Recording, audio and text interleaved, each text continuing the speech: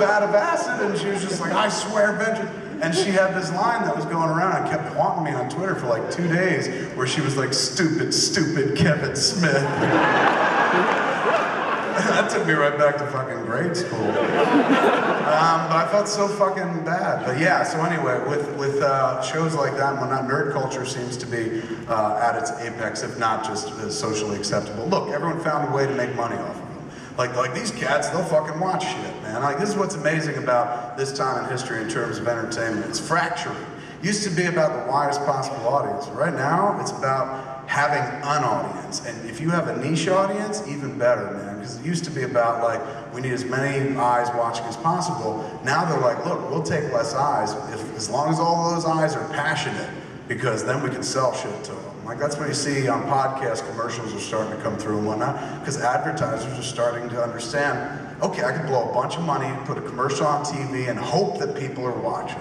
Or I can blow a bunch of money and put a commercial on radio and hope that people are tuned in. When you buy an ad on a podcast, every one of those fucking listeners listens to the ads, man. It depends on where you put it in the show, whether you put it in the beginning or in the middle. They'll listen because they want to help you. You know, their audience is into fucking helping you keep your shit alive. So that means that right now, everyone in the business is starting to understand, oh, it doesn't have to be mass appeal anymore. It gets to be this. And so that's how you get to shit like, we're going to see an Ant-Man movie. That's fucking amazing.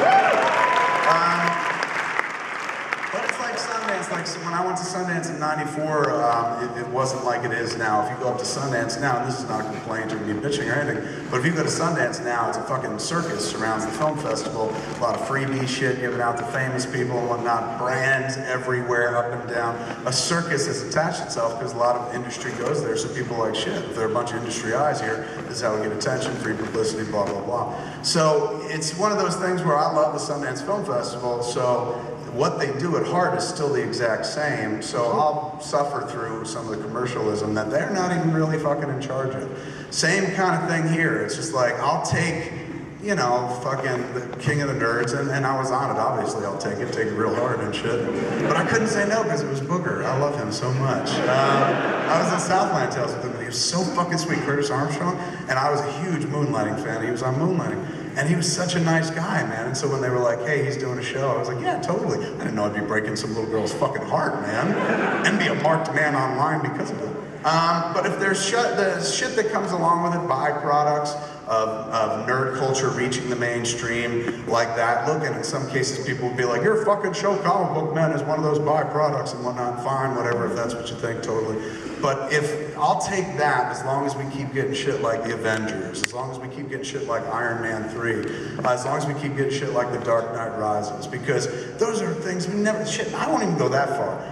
As long as we get shit like the Dark Knight Returns cartoon that DC did, that Warner Brothers animated,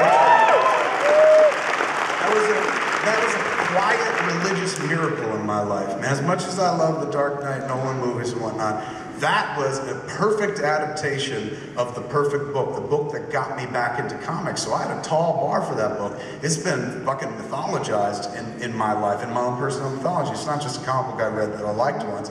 This book changed everything. It bonded me to my friends and put me on the road to Clerks. You know, basically I've written an epic poem about it and shit. So my expectation for that cartoon movie was fucking huge. And they delivered beyond it. Like, and you never imagined that you would see a cartoon movie based on The Dark Knight Returns. Like, and I've been reading that book for as long as it's been out now. Well, since like 88 is when it came out, 86. I picked it up in 88 as a graphic novel. So I've been reading it for that many years, and we never dared dream that we would see something so fucking close, and yet there it is. And I watch it all the time, man. Even now, I've watched it. I keep going on. I think it's 110 viewings so far.